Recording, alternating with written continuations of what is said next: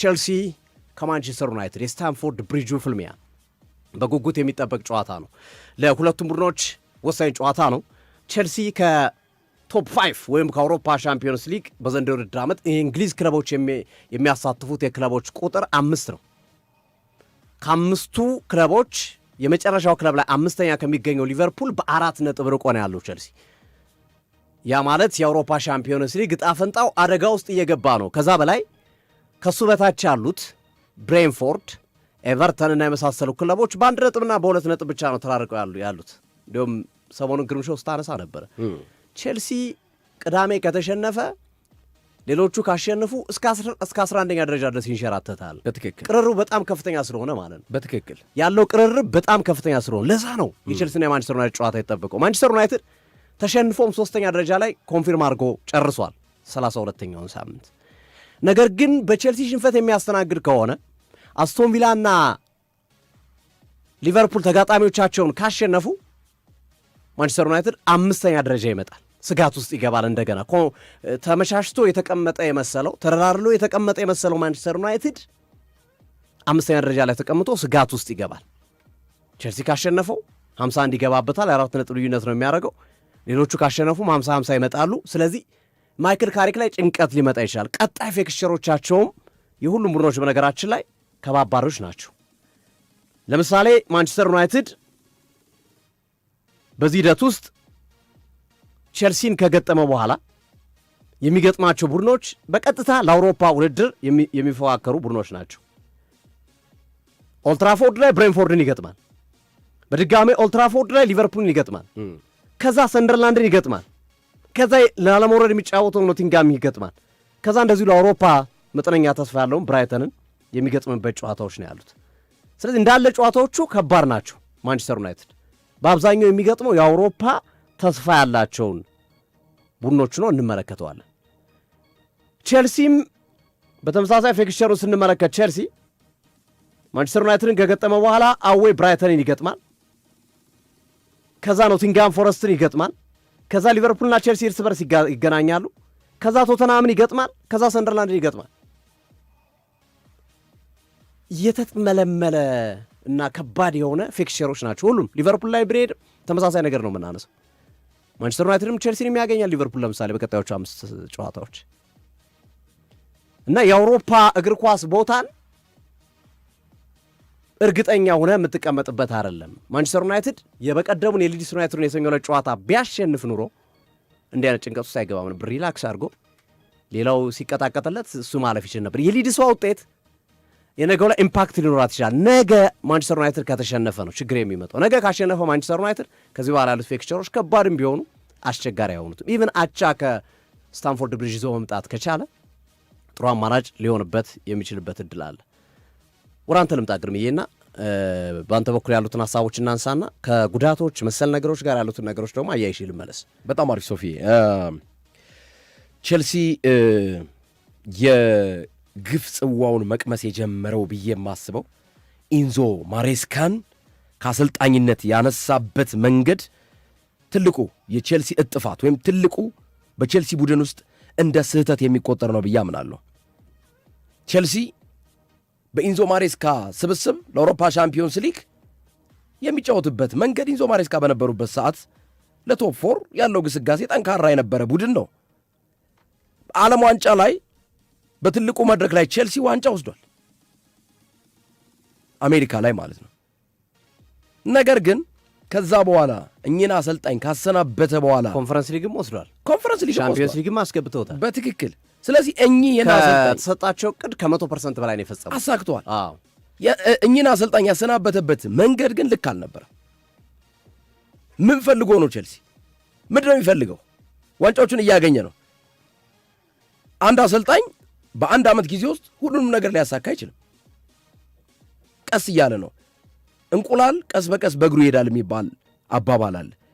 ስለዚህ ቼልሲ እንደውም በአሰልጣኝ ኢንዞ ማሬስካ ሂደት የሚጫወተው ጨዋታና ሊያም ሮዜኒዮ መጥተው የሰሩት ቼልሲ አንድ ነው ወይ ስንመለከተው ማለት ነው? አንድ አይደለም። ሊያም ሮዜኒዮ የያዙት ቡድን ከኢንዞ ማሬስካ ፍጹም የወረደ ቡድን ነው። በዛ ላይ ደግሞ በጣም የሚገርመው ኢንዞ ፈርናንዴዝ ሪያል ማድሪድን በተመለከተ ሐሳብ ሰነዘረ ብለው በውስጣዊ ቅጣት 2 ጨዋታ ቀጡት። ፖርትቬል ላይ አልነበረም 7 ጎል አዝንበው ወደ ግማሽ ፍጻሜ በኤፍኤ ካፕ አለፉ። ነገር ግን ቼልሲ ከማንቸስተር ሲቲ ጋር በነበረው ጨዋታ ግን ኢንዞ ፈርናንዴዝ አለመኖሩ መሃል ሜዳው ላይ ዋጋ እንዲከፍል አድርጎታል። ይቅርታ ጠይቋል እኮ ደግሞ ግርሜ፣ በትክክል ይቅርታ ጠየቀ። ለምንድን ነው መቅጣት ያስፈልግ? ይቅርታ ከጠየቀ አንድ ሰው እኮ አንድ ጨዋታ ቀጥተዋል። ወሳኝ ጨዋታ አለ ከፊትህ ከማንቸስተር ሲቲ ጋር ወሳኝ ጨዋታ ነው ያጫው። እዛ ጨዋታ ላይ አቻ ነጥብ ራሱ ለሲቲ ለማን ነው ለቼልሲ በጣም ጠቃሚ ሊሆን የሚችልበት እድል ነበረ። በትክክል ግን ያንን አልተጠቀሙና ይቅርታም ጠይቆ በዛ ልክ ለምን መድረቅ አስፈለገ የሚለው ቼልሲ በዛ ላይ ምን ተማምነ ምን ኑሮ በቃ የሚለው ጥያቄ የሚያስረሳው ነው አልፏል። በትክክል እኔ የኢንዞ ፈርናንዴዝ ውስጣዊ ቅጣት ልክ ነው ብዬ አላምንም። ሊያም ሮዚኒዮ ደረቅ የሆኑበትን ውሳኔ ያስተላለፉበት ሂደት ነው። ሌሎች ቅጣቶችን እኮ መቅጣት ይቻላል። የደሞዝ ቅጣቶችን፣ የገንዘብ ቅጣቶችን፣ ሌሎች ቅጣቶችንም እኮ መቅጣት ይቻላል። ይህን አለማድረጋቸው ሊያም ሮዚኒዮ ባሏን ጎዳች ብላ የሚባል አባባል አለ። ራሳቸውን በራሳቸው ነው የጎዱት። ራሳቸውን በራሳቸው ማለት ነው፣ እጄን በእጄ ማለት ነው እንደሚባለው አባባል ማለት ነው። ኢንዞ ፈርናንዴዝ ወደድንም ጠላንም በቼልሲ ቤት አሁን ሚዛኑን መጠበቅ የሚችል የመሃል ሜዳ ተጫዋች ነው። ቢያንስ በፕሪሚየር ሊግ መርሃ ግብር ሻምፒዮንስ ሊግ ቦታ ወሳኝ እንቅስቃሴ ማድረግ ይጠበቅባቸዋል። ስለዚህ ይህንን ተጫዋች በቅጣት ምክንያት በውስጣዊ ቅጣት ምክንያት 2 ጨዋታ ብለው ቀጥተው ይቅርታ እንኳን ጠይቆ እያለ ሪያል ማድሪድን ለምን እፈልጋለሁ አልክ በሚል ሐሳብ በቃ እፈልጋለሁ ሊል ይችላል አንድ ተጫዋች። ውል አለ፣ ውልን አክብር ማለት ደግሞ ሌላ መልስ መስጠት የሚያስችል መንገድ ነው ብዬ አስባለሁ። እና የሊያም ሮዚኒዮ ትልቅ ስህተት ያየውበት የኢንዞ ፈርናንዴዝ በተለይ በፕሪሚየር ሊጉ እንዳይጫወት በውስጣዊ ቅጣት የተቀጣበት ሂደት ልክ ነው ብዬ አላምንም። ቼልሲ ዋጋ እየከፈለ ይገኛል። በኢንዞ ማሬስካ ዋጋውን ይኸው አሁን እያገኘው ነው። እንደገና በኢንዞ ፈርናንዴዝ፣ ሁለቱም ደግሞ ኢንዞ ናቸው። የሚገርመው ማለት ነው በሁለቱ ኢንዞ ማሬስካ አሰልጣኙ የነበረው ነው። ኢንዞ ፈርናንዴዝ አማካኝ ተጫዋች ነው። ውስጣዊ ቅጣት ተቀጥቶ በማንቸስተር ሲቲ ኦፍኮርስ በነገው ጨዋታ ይመጣል። ታየዋለህ ሶፊ፣ ከሲቲ ጋር የነበረው ቼልሲና ነገ የሚኖረው ቼልሲ ማለት ነው። ካይሲዶ ሲጋለጥ ነበር ባለፈው ከሲቲ ጋር በነበረው ጨዋታ። ተደጋጋሚ ጫና፣ ተከላካይ ክፍሉ ባዶ ነው። ሁለቱም በነገራችን ላይ ነገ ወንፊት የሆነ ተከላካይ ይዘው ነው የሚገቡት። ማንቸስተር ዩናይትድም ቼልሲ 2 ደካማ የተከላካይ ክፍል ያላቸው ቡድኖች የሚያደርጉት ጨዋታ ነው። ለሁለቱም ወሳኝ ነው። ቼልሲ ከተሸነፈ እና ከኋላ ያሉት ካሸነፉ ቅድም ሶፊ እንደገለጽከው 11ኛ ደረጃ ድረስ የመምዘግዘግ ሁኔታ ሊፈጠርበት ይችላል። ማንቸስተር ዩናይትድ ተከላካዮቹ የሉም። አሁን ግልጹ ነው ለመጫወት ብቃት ያላቸው 2 ተከላካዮች ብቻ ናቸው። አይደን ሄቨን እና ሌኒ ዮሮ ብቻ ናቸው። አይደን ሄቨን የ19 ዓመቱ የቀድሞ የአርሰናል ተከላካይ የትኛው ልምዱ ነው? እሱ ባለበት ማንቸስተር ዩናይትድ ለስተት ይጋለጣል። ሌኒ ዮሮ አለ ስትለው የለም ስትለው አለ አይነት ተጫዋች ነው። ሃሪ ማጓየር የለም፣ ሊሳንድሮ ማርቲኔዝ የለም፣ ማቲያስ ዴሊት ጉዳት ላይ ነው። ሁለቱ በቅጣት ምክንያት ነው የሌሉት፣ በቀይ ካርድ ምክንያት ማለት ነው። እንደገና ዳኛ ተሳድቧል በሚል ነው የሃሪ ማጓየር እንደ አዲስ ቅጣት የተላለፈበት ማለት ነው። 2 ደካማ ተከላካይ ክፍል ያላቸው ቡድኖች የሚያደርጉት ግን በአውሮፓ ሻምፒዮንስ ሊግ ክብርን ቦታን ለማስጠበቅ እንደውም የእንግሊዝ ክለቦች ቶፕ 4 የነበረውን ምስጋና ይግባውና ለአርሰናል እግር ኳስ ክለብ ስፖርቲንግ ሊዝበን አሸንፎ 5ኛው ቡድን ወደ ሻምፒዮንስ ሊግ የሚገባው በአርሰናል ፌቨር ተጠቃሚ ሆኖ እንደሚገባ ማመን አለበት። በነገራችን ላይ በአውሮፓ ሻምፒዮንስ ሊግ 5ኛ ደረጃን የሚያጠናቅቀው በፕሪሚየር ሊጉ ወደ ሻምፒዮንስ ሊግ ሲገባ ለአርሰናል ነው ምስጋናውን ማቅረብ ያለበት። በአርሰናል አማካኝነት ያገኘው ቦታ ነው ያ ቦታ ማለት ነው የሻምፒዮንስ ክብር። ምክንያቱም አርሰናል ስፖርቲንግ ሊዝበንን ካሸነፈ በኋላ ነው ወደ 5 ያደገው ማለት ነው። ከፉክክር ደረጃ ጥሩ ፉክክር እናያለን።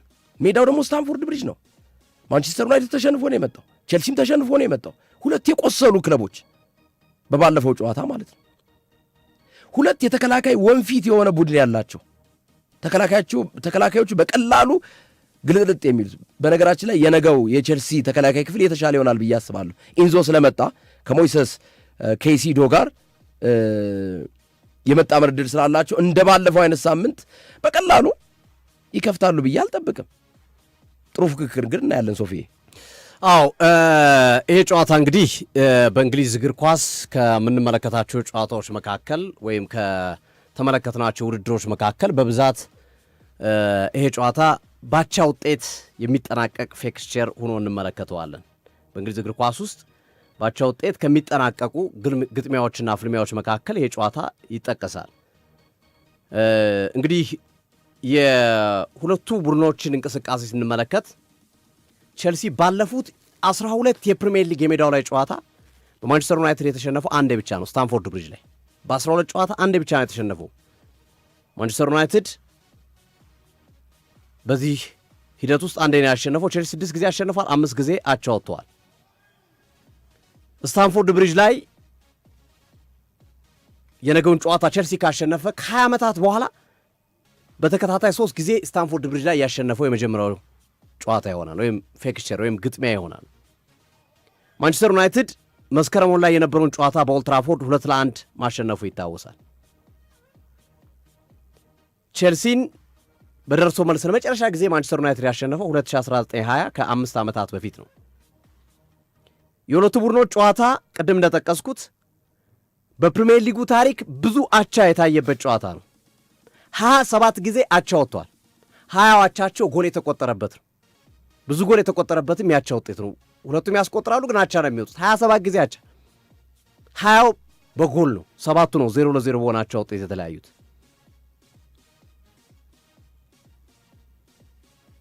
ካለፈው መጋቢት ወር ጀምሮ በእንግሊዝ በአውሮፓ በሚገኙ 5ቱም ሊጎች በሁሉም የውድድር አይነቶች ብዙ ሽንፈት ያስተናገረው ቼልሲ ነው። ከ9 ጨዋታ 6ቱን ተሸንፏል። 6 ጨዋታ ለመሸነፍ ቼልሲ 29 ጨዋታ ነበር የፈጀበት ከዚህ ቀደም። አሁን በ9 ጨዋታ ነው 6ቱን የተሸነፉ። ይሄም በአውሮፓ የትኛውም ክለብ ብጠራ በ9 ጨዋታ 6 ጨዋታ የተሸነፈ ቡድን የለም። ይሄም መጋቢት ወር ላይ ያሳዩት አቋም ነው። ሊያም ሮሴኔር ሲመጡ በተወሰነ መንገድ የመንገዛገድም አንዳንድ አልፎ አልፎ ብልጭ የሚልም ውጤት ነበር። አሁን ጭራሽ የጨለማ የድቅድቅ ጊዜ ነው እያሳለፉ የሚገኙት። በተደጋጋሚ ጨዋታዎች እየተሸነፉ ይገኛሉ። ማንቸስተር ዩናይትድ ካለፉት 4 የፕሪሚየር ሊግ ጨዋታዎች 2ቱን ተሸንፏል። አንድ አቻ፣ አንድ ደግሞ አሸንፏል። በኒውካስል ተሸነፈ፣ በሊድስ ተሸነፈ፣ ከበርማውዝ ጋር አቻ ወጣ። ማንቸስተር ዩናይትድ ከ4ቱ ጨዋታ አንድ ብቻ ነው ማሸነፍ የቻለው። ከ22 የፕሪሚየር ሊግ ጨዋታ 2 ብቻ ነበር የተሸነፈው ባለፉት ጊዜያቶች። ማንቸስተር ዩናይትድ 12 አቻ፣ 12 ድል፣ 8 አቻ ነበር የወጣው። በማንቸስተር ዩናይትድ በኩል መቀዛቀዝ ይታያል። ከ4ቱ ጨዋታ 3ቱን አላሸነፈም። አንድ ያሸነፈው፣ አንድ አቻ፣ 2ቱን ተሸንፏል። በዚህ የውድድር ዓመት ማንቸስተር ዩናይትድ ከተሸነፈ ነገ ባክ ቱ ባክ ወይም በተከታታይ የተሸነፈው የመጀመሪያው ውድድር ይሆናል። በዘንድሮው ውድድር ዓመት ባክ ቱ ባክ ሽንፈት ያላስተናገዱ 2 ክለቦች ናቸው። አንደኛው ማንቸስተር ዩናይትድ ነው፣ አንደኛው አርሰናል ነው። 2 ናቸው። ስለዚህ ማንቸስተር ዩናይትድ ባክ ቱ ባክ ሽንፈት አለማስተናገድ የሚያደርገው ጨዋታ ይሆናል። ቼልሲ ያለፉትን 3 የፕሪሚየር ሊግ ጨዋታዎችን ተሸንፏል። 4 ጨዋታ በተከታታይ ቼልሲ የተሸነፈው 2023 ላይ በፍራንክ ላምፓርድ አፕሪል እስከ ሜይ በነበረው ውድድር ላይ ነበር። በ100 ዓመት አንዴ ነው እንዲህ አይነት ነገር የሚያጋጥሙ። አሁን ግን ሊያም ሮሴኔሪዮ በ2-3 ዓመት ውስጥ ደግመውታል። የፍራንክ ላምፓርድ በ100 ዓመት አንዴ የተከሰተ ነበር። 4 ተከታታይ ጨዋታ ሽንፈት ቼልሲ ከ1998 ጀምሮ ቼልሲ በተከታታይ 4 ጨዋታዎች ጎል ሳይቆጠርበት ተሸንፎ አያውቅም። ጎል ሳያስቆጥር፣ አሁን 3ቱን ጎል ሳያስቆጥር ነው የተሸነፉ። በተመሳሳይ 1998 ላይ 4ኛውን ሽንፈት ሲያስተናግድም በማንቸስተር ዩናይትድ ነበር የተሸነፈው ካለ ጎል። ይህም ሌላው የሚጠቀስ ጉዳይ ሆኖ እንመለከተዋለን። ማንቸስተር ዩናይትድ ከ21 ከሜዳው ውጭ ጨዋታ አንዴ ብቻ ነው ክሊንሺት የያዘው።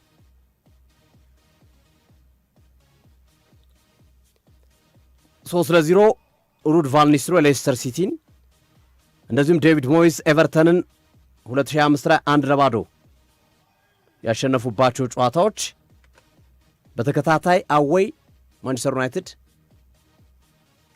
ከሜዳው ውጪ ካለ ጎል ሳይቆጠርበት ያሸነፈባቸው ጨዋታ ነውና ከ21 ጨዋታ አንዴ ብቻ ነው ከሜዳው ውጪ ሄዶ ጎል ሳይቆጠርበት የወጣው። ይሄ አንዱ የማንቸስተር ዩናይትድ ድክመት ነው ተብሎ የሚጠቀስበት ሂደት አለ።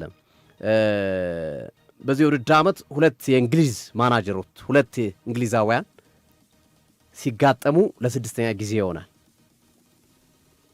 ይሄም እንግዲህ ሁለት የእንግሊዝ አሰልጣኞች ለስድስተኛ ጊዜ ሲገናኙ ከ1999 በኋላ ለሁለተኛ ጊዜ 1999 ነው ለመጨረሻ ጊዜ 6 ጊዜ በአንድ የውድድር ዓመት ሁለት እንግሊዛዊ አሰልጣኞች የተገናኙት። ያ ማለት ማይክል ካሪክ አለ፣ ሊያም ሮሴኔሪዮ አለ፣ ከዛ ሌሎች እንግሊዛውያን አሰልጣኞች አሉ። እርስ በርስ የተገናኙበት 6 ጊዜ ሲገናኙ ከ1999 በኋላ ለሁለተኛ ጊዜ ምን ያህል የእንግሊዛውያን እጥረት በፕሪሚየር ሊጉ የእንግሊዝ አሰልጣኞች እጥረት እንዳለ ማሳያ የሆነ ሂደት ይፈጥራል። ቅድም ስለ ኢንዞ ፈርናንዴዝ ግርምሾ ስታነሳ ነበረ። ኢንዞ ፈርናንዴዝ ምን አይነት አስፈላጊ ተጫዋች እንደሆነ ማሳያ የሆኑ ነገሮችን መመልከት ይኖርብናል። በዘንድሮው የውድድር ዓመት ብዙ ኢላማቸውን የጠበቁ ኳሶችን በመሞከር 27 ኳሶችን በመሞከር ከፍተኛው ተጫዋች ነው። ኢላማውን የጠበቁ ኳሶችን በመሞከር ኦን ታርጌት የሆኑ ሙከራዎች 27 ጊዜ ቁጥር 1 ነው። ብዙ ቻንሶችን በመፍጠር 51 ጊዜ በመፍጠር ይሄም በሊጉ ከቁጥር 1 ተርታዎች የሚያሰልፈው ነው። በኦፕን ፕሌይ 46 እድሎችን በመፍጠር ተመሳሳይ አንደኛ ቁጥር ያስቀምጠዋል። ፋይናል ሰርድ ላይ ብዙ ኳሶችን በመቀባበል 459 ኳሶችን በመቀባበል አንደኛ ደረጃ ተቀምጧል። ከሁሉም ተጫዋቾች በላይ ዲፌንሲቭ ላይን ብሬኪንግ ፓሶችን ወይም ስሩ ፓስ የሚባለውና ከአማካይ መስመር ወደ አጥቂ መስመር የሚሸጋገሩ ኳሶችን ሰንጣቂ ኳሶችን በመሰንጠቅ 41 ኳሶችን በመስጠት በፕሪሚየር ሊጉ አንደኛ ተጫዋች ነው። ስለዚህ ይሄንን ተጫዋች ነው ኢንዞ ፈርናንዴዝን ሊያም ሮሴኔሪዮ ቀጥቶ ያስቀመጡት በሲቲ ጨዋታ ላይ ውስጣዊ ቅጣት ብለው በጣም ልክ አይደለም የሰሩት። ይሄ ተመልከቱ ቁጥሩን እንግዲህ ቁጥሩ ያስደነግጣል በጣም። በነገራችን ላይ ምንም ጥያቄ በሌለው መንገድ ቀጣይ ዓመት ማድሪድ ይገባል። አዎ ማድሪድም ያውም እንደዚህ ቅጣት ተቀጥቶ ማድሪድም ተናግሯል። ማድሪድ አሁን በቀደም በባየር ሙኒክ ከተሸነፉ በኋላ ምርጥ አማካኞችና ምርጥ ተከላካይ ጥራት ያላቸውን የ100 ሚሊዮን ፓውንድ ተጫዋቾች ክረምት ላይ ይመጣሉ ብሏል። ፍሎሬንቲኖ ፔሬዝ ቃል ገብተዋል ተጫዋቾቹ ለነ ምባፔ ካለ ዋንጫ 2 የውድድር ዓመት መጓዛቸውን ተከትለው በጣም በኃይለኛው ገበያ ውስጥ በክረምቱ ከሚገቡ ቡድኖች አንዱ ማድሪድ ነው። ማድሪድ ደግሞ ኢንዞ ላይ አይኑን ካሳረፈ ቆይቷል። ስለዚህ የመሄዱ ጉዳይ አይቀርም። እንደሚሄድ እያወቅ ደግሞ በተለይ ወሳኝ ጨዋታዎች ላይ ብታሳትፈው የተሻለ ይሆናልና አሁንም 2 ጨዋታ ቅጣትን ጨርሷል በሚል በዚህኛው ጨዋታ እንዲሳተፉ ፈቅዶለታል። በነገው ጨዋታ ላይ የሚኖረው ልዩነት አብረን እንመለከታለን። ብሩኖ ፈርናንዴዝ ለካዝሜሮ 6 ጊዜ አሲስት በማድረግ ብዙ አሲስት ያደረገው ተጫዋች ነው። ከዚህ በፊት ለማርኮስ ራሽፎርድ 2022-23 ላይ ነበር ብዙ አሲስት ያደረገው 6 በተመሳሳይ ያን ክብረ ወሰን ተጋርተዋል። ቼልሲ ላይ አሲስት ካደረገው አዲስ ክብረ ወሰን ብሩኖ ፈርናንዴዝ ለአንድ ተጫዋች በአንድ የውድድር ዓመት ብዙ አሲስት በማድረግ የሚያስመዘግብበት ሊሆን ይችላል ተብሎ ይጠበቃል። እና የዚህ ጨዋታ ልዩነት ብሩኖ ፈርናንዴዝ እና ኢንዞ ፈርናንዴዝ ሁለቱ ፈርናንዴዞች ናቸው ብዬ ነው የማምነው። ግርሜ የዚህ ጨዋታ ዋነኛ ልዩነቶቹ እነዚህ ተጫዋቾች ናቸው። በቃ ኳሊቲ የሆኑ ተጫዋቾች ናቸው። ሁለቱ ኳሊቲ የሆኑ ተጫዋቾች ናቸው። በንጽጽር ደግሞ ብሩኖ ፈርናንዴዝ ደግሞ ከፍ ይላል። ልክ ነው። ምክንያቱም ጎል ያስቆጥርላል። የአሲስቶቹ መጠን ከፍ ያሉ ናቸው። እንግዲህ ምናልባት አንዳንዴ የትኛው የአጥቂ መስመር ጥራት አለው የቼልሲ ወይስ የማንቸስተር ዩናይትድ የሚለው ጥራት ስላለው የአጥቂ መስመሩ በአግባቡ የመጠቀም ሂደት አለው። በቼልሲ በኩል ደግሞ የአጥቂ መስመሩ ደካማ ስለሆነ የሚል መከራከሪያ የሚያቀርቡ አይጠፉ። ግን በግራ ሞስተር ነው በቃ ብሩኖ ፈርናንዴዝ ስላይትሊ ከኤንዞ ፈርናንዴዝ የተሻለ አማካይ ነው። ስለዚህ ነገ በሚኖረው ጨዋታ ላይ የእነዚህ ተጫዋች ልዩነት ፈጣሪነት በጣም አስፈላጊ ነው ብዬ ነው የማምነው። ሁለቱም ተከላካዩ ቅድም እንዳልከው ግርምዬ 0 ነው። ማንቸስተር ዩናይትድ ሃሪ ማጉዌር የለም፣ ማቴስ ዲሊት የለም፣ ሌሳንድሮ ማርቲኔዝ የለም። ሁለቱ ተቀጥተው ነው። በነገራችን ላይ የሃሪ ማጉዌር ቅጣት ዳኛን አንጓጣል፣ ዳኛን ተሳርባል በሚል ተጨምሮበት ነው እንጂ አንድ ጨዋታ ብቻ ነበረ ቅጣቱ። የቼልሲ ጨዋታ የተጨመረበት ዳኛ ላይ በገባው ሰጠ ገባ ነው። አራተኛ ዳኛውን ሲወጣ ተናግሯቸው ነው። ሌሳንድሮ ማርቲኔዝ ቀጥተኛ ቀይ ካርድ ነው። የብሬንፎርድም ጨዋታ ያመልጠዋል። እሱ 3 ጨዋታ ማቲያስ ዲሊት ጉዳት ነው። ስለዚህ ተከላካይ መስመር ላይ ማንቸስተር ዩናይትድ ማይክል ካሪክ ጠጋግነው ካልገቡ በስተቀረ ወይም የአካዳሚ ውጤቶችን ይዘው ካልገቡ አለያም ኖጋርቴና ካዝሜሮን ተከላካይ መስመር ካላጫወቱ በስተቀር መሀል ተከላካይ ላይ ጉዳት እና መሰል ነገሮች ካጋጠሙ ማንቸስተር ዩናይትድ አደጋ ውስጥ ነው። ምክንያቱም ያሉት እጃቸው ላይ ያሉት ሌኒ የሮና አይደን ሄቨን ናቸው። በቃ የማል ተከላካይ ላይ የላቸው። እንግዲህ እነ ዳሎን ወይ እነ ማዝራዊን የማል ተከላካይ አድርጎ ካላጫወቱ በስተቀር ማንቸስተር ዩናይትድ ኦብቪየስሊ ተከላካይ መስመሩ የብቃት ብቻ ሳይሆን የቁጥርም ማነስ፣ ብቃት እንዳለ ሆኖ የቁጥር ማነስ ደግሞ ሌላ ራስ ምታቱ ነው የመጣበት ሂደት አለ። እንዴት ይህን ይቋቋሙታል የሚለው ጉዳይ በጣም ወሳኝ ነው ብዬ አስባለሁ። ግን በዚህኛውን በኩል ስትሄድ የቼልሲም ተከላካይ የምትተማመንበት አይደለም።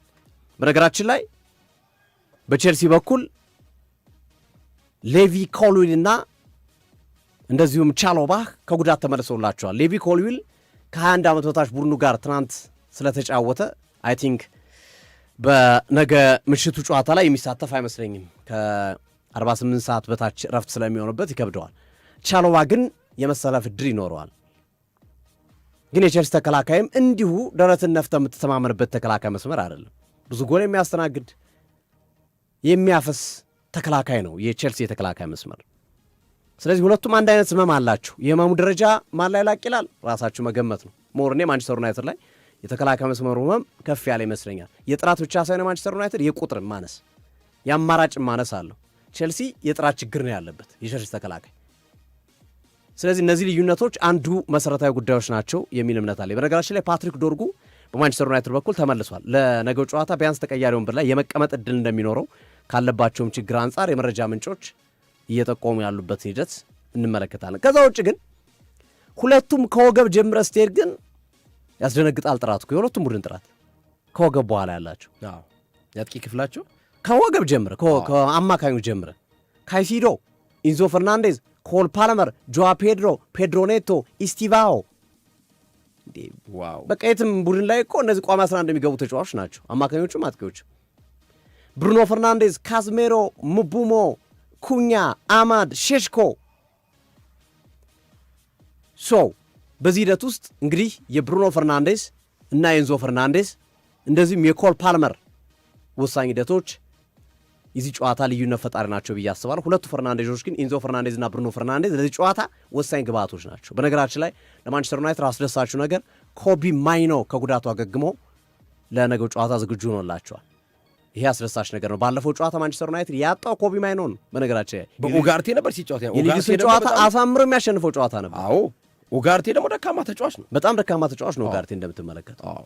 ስለዚህ እኔ እኮ ፓሪስ ሰን ጀርመን እንዴት ኡጋርቴን ያዘው ነው ያልኩት። በቃ በሚያሳያቸው እንቅስቃሴዎች ለነገሩ የጨዋታ ዕድል አለማግኘት አንድ ክፍተት ነው። ሶፊ በነገራችን ላይ ሮብን አሞሪም ተናግረዋል እኮ ማንቸስተር ዩናይትድ እያሉ በስፖርቲንግ ሊዝበን ይተዋወቃሉ። ከዛ ቀደም ወደ ፒኤስጂ ከመሄዱ በፊት ስፖርቲንግ ሊዝበን ስለነበረ ማለት ነው።